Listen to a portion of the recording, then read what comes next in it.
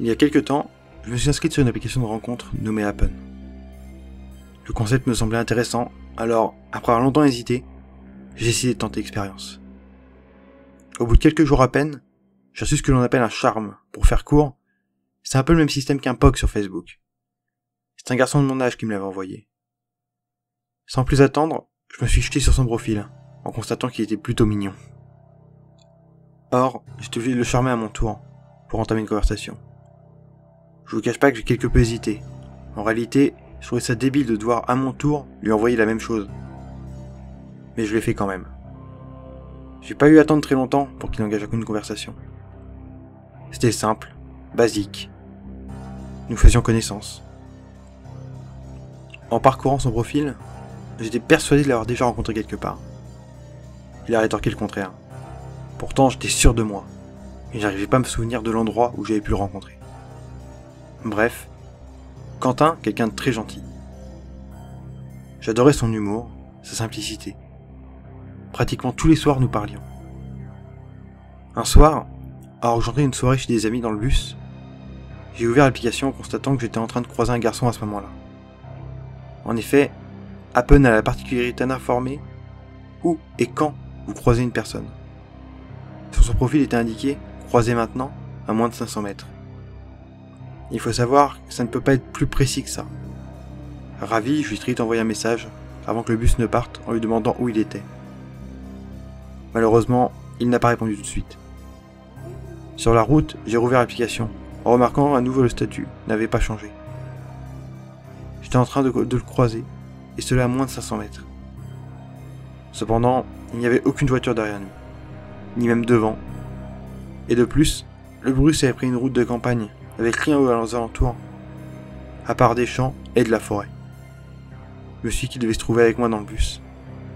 J'observais discrètement chaque personne présente, mais lui ne l'était pas. J'ai renvoyé un message en attendant impatiemment une réponse. Une fois descendu au dernier arrêt, j'ai découvert sans surprise qu'il était toujours autour de moi. Deux types ainsi qu'une femme étaient descendus avec moi. J'ai regardé une nouvelle fois les photos, mais aucun des deux hommes ne correspondait au profil.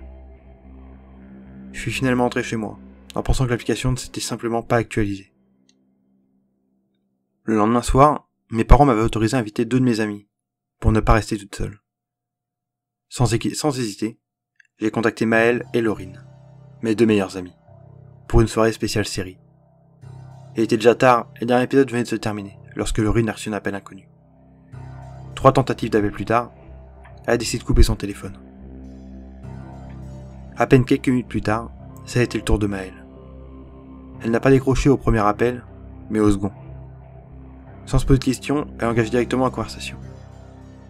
Elle a mis la main contre son portable et nous a informé qu'il s'agissait d'un homme cherchant à s'amuser avec nous. Laurine et moi lui avons demandé de raccrocher aussitôt, chose qu'elle n'a pas faite. Prudente et quelque peu intriguée par cet événement, j'ai décidé de fermer la porte d'entrée ainsi que tous les volets. De toute manière, mes parents ne devraient plus tarder. J'ai d'un seul coup sursauté en entendant des éclats de rire de mes deux amis. Maëlle avait mis le haut-parleur. Certes, l'homme semblait très sympathique et surtout charmant. Un canular qui avait échoué selon lui. Mais personne ne trouvait ça étrange à part moi, visiblement. Il n'y avait plus que moi qui me posais des questions. Cela dit, nous sommes restés tout de même pas loin d'une dizaine de minutes avec lui. Par la suite, il a voulu que nous racontions chacune de notre tour notre meilleure histoire d'horreur. Heureusement, nous en rigolions bêtement, même si au fond de moi je voulais qu'elle raccroche. C'est alors qu'est venu son tour. Toutes les trois plongées dans le noir, il a commencé à nous raconter sa vieille légende urbaine. C'était très bizarre. L'ambiance était d'un seul coup redescendue et devenue très pesante. Il nous la racontait tellement bien que c'était oppressant. Parfois, nous rions nerveusement pour nous rassurer lorsque ses paroles nous faisaient frissonner d'angoisse. Alors que nous attendions la chute, nous avons soudainement été prises par les craquements du plancher à l'étage. Un perturbant silence a régné ensuite dans le salon, pour ensuite laisser place à nos éclats de rire de moins en moins naturels. Le type ne parlait plus. À bout de nerfs et quelque peu anxieuse, j'ai pris le portable des mains de mes amis, tout en voulant dire que nous allions raccrocher. Jusqu'au moment où nous avons commencé à entendre l'écho de ma voix venant directement des escaliers. À travers l'obscurité, un rire des plus anormaux s'est fait immédiatement entendre, aussi bien le téléphone qu'en ma démarche. Puis quelques mots prononcés d'un air tétanisant suivis. C'est alors que la jeune femme se rendit compte qu'elle avait oublié son portable dans la salle de bain. Complètement terrifiés, nous sommes précipitamment sortis de la maison par la baie vitrée du salon.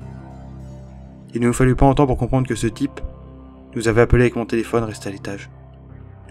Évidemment, la police n'a trouvé personne à l'intérieur. Je n'ai malheureusement pas pu leur décrire l'individu, ni même expliquer comment il aurait pu s'introduire dans la maison. Mes amis sont finalement rentrés chez elles. Mon père m'a ensuite accompagné à l'intérieur de la maison afin de récupérer mon portable. Il était sur la première marche de l'escalier. Juste à côté se trouve un calepin. À l'intérieur, l'individu y avait fait un folioscope. Les dessins présentaient un personnage en mouvement, se dirigeant vers une autre personne. Une fille qui semblait être couchée sur son lit.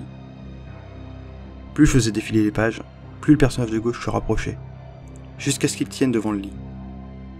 La fille est alors représentée comme un ange flottant au-dessus de son lit, qui, quant à lui, était maintenant rempli de sang. Toujours sous le choc, et après avoir réussi à persuader mes parents, nous avons dormi chez ma tante. Ne trouvant pas le sommeil, mes amis et moi reparlions de ce que nous venons de vivre. Lorsque j'ai reçu un message sur Appen de la part de Quentin. Il se trouvait maintenant à plus de 5 km de ma position. « Hey, comment vas-tu » m'a-t-il demandé. J'étais toute contente d'avoir enfin un message de lui, alors je lui ai répondu sans tarder, en lui expliquant ce qui s'était passé ce soir-là. Nous avons papoté toute la nuit. Le jour suivant, je suis resté à la maison avec ma mère. J'ai remarqué que Quentin se trouvait de nouveau à moins de 500 mètres d'où j'étais. Je vous cache pas que je commence à trouver cette histoire de plus en plus étrange. Je lui ai bombardé de questions, sans jamais avoir une seule réponse. J'étais perturbé, et je ne savais vraiment pas quoi faire. Avec tout ce qui m'est arrivé, je me posais un tas de questions. J'en devenais complètement parano. C'est alors que dans la nuit, j'ai enfin reçu une réponse. « Je suis là », me disait-il.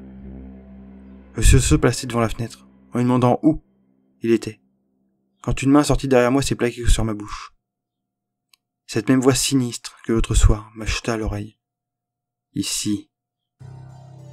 Je me suis retourné vers lui, en étant toujours dans la possibilité de dire quoi que ce soit. Ce n'était pas lui. Ce n'était pas Quentin. Accompagné d'un grand sourire, il m'a salué d'un ton si naturel que c'en était effrayant. Il m'a conseillé de ne pas dire un mot, en montrant le couteau dans sa poche.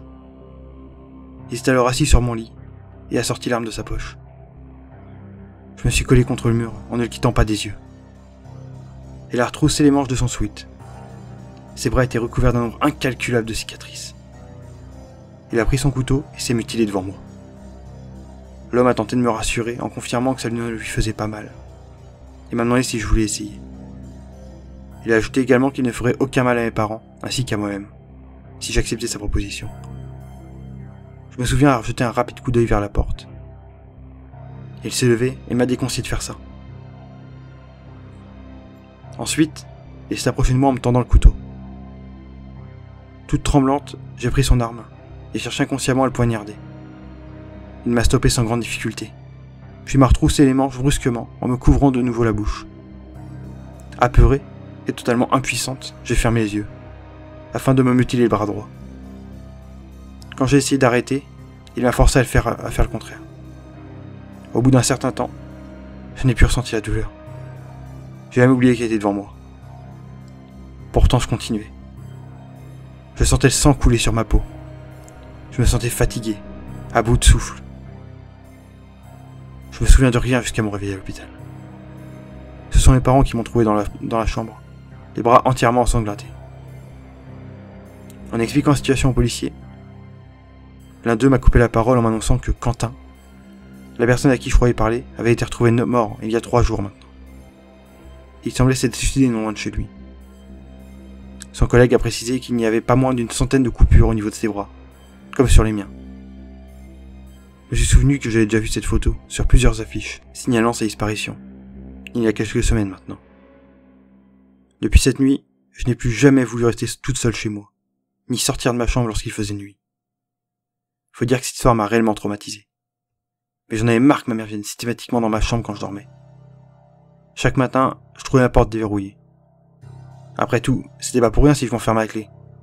Justement, ça me rassurait plus qu'autre chose. Elle s'en faisait trop pour moi, mais je pouvais la comprendre. Lorsque je lui demandais si c'était elle, elle s'est mise rare et m'a dit « Chérie, tu vas pas me faire croire que tu ne sais pas fermer ta porte à clé. Je te rappelle qu'il n'y en a qu'une seule pour ta chambre. Celle que tu poses sur ta table de nuit avant de dormir. » Aujourd'hui, je veux même plus retourner chez moi, tant que l'homme qui attendait de provoquer mon propre suicide n'a pas été retrouvé. Et je vis actuellement chez ma tante. Si cette vidéo t'a plu, n'hésite pas à la liker et à t'abonner. Et on se donne rendez-vous mercredi à 14 h pour une nouvelle creepypasta.